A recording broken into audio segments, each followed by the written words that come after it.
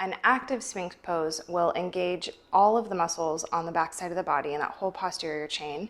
It's got quads, hamstrings, glutes, and the erector spinae muscles, which run up both the left and right side of the spine, from the lumbar, thoracic, all the way to the cervical spine, to support strength on the back side of the body and support the spine.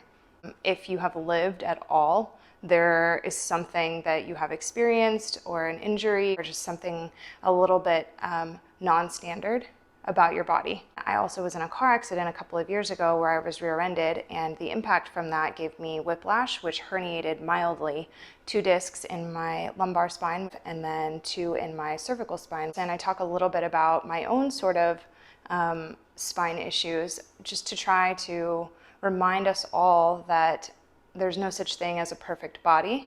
I was really lucky. I didn't need surgery. I was able to complete physical therapy and chiropractic work and get back to my normal. But what's really important to me is to continue to support those sort of weaker places with really good alignment and the muscular strength around those areas, so that I'm not dumping weight into the joints and causing either further misalignment or further herniation. One of my favorite ways to pretty quickly connect the brain to that area and start to engage and strengthen those muscles is with an active Sphinx pose.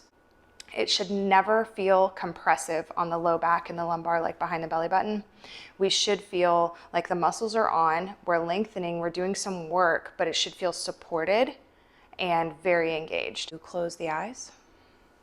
Have a big full deep breath in through the nose. Imagine filling all the way up from the seat to the crown of the head, and on the exhale, imagine softening and scanning back down the body.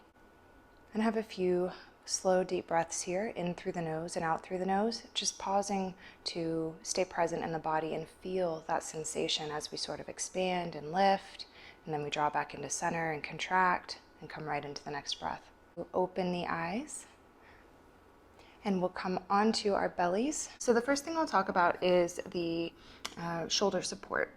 So we want to make sure always that we have joints stacked for maximum stability. I'll turn forwards just so you guys can see this from another angle. But if we have the elbows like really, really close, the shoulders are unsupported. And if we have the elbows really wide, the shoulders are unsupported. So I want to get the elbows right below the shoulders. And then you can place the hands flat down on the floor with the fingers spread wide and the forearms parallel, as kind of like a traditional Sphinx pose. You're welcome to make fists with the thumbs up, or my personal favorite for forearm planks or Sphinx pose or anything where we're down here on the elbows is going to be paper covers rock, 3 points of contact, and I feel very stable here. Now walk those elbows back in under the shoulders. I'm going to find my hand position that feels good, and I'm going to stay soft in the upper body. I'm setting up the upper body with my alignment, but I'm going to stay soft until the lower body is engaged to support the movement. Finding the tops of the feet, I'm going to press the tops of the feet into the floor. Quads come on, I get a little lift in the kneecaps. I'm going to squeeze the glutes. On the breath in, I press into the elbows to lift up. On the exhale, I draw the heart space forward and tuck the chin towards the chest until I feel lengthened up the back of the neck.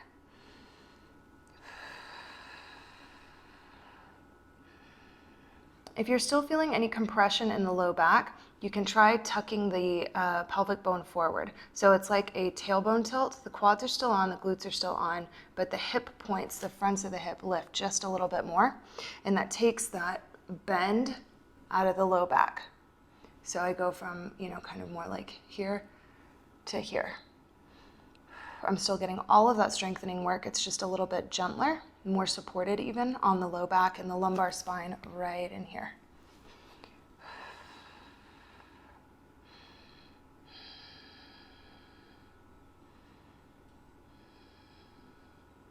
All together, one more big breath in. And on the exhale, elbows out, stack the palms, soften the legs, come on down.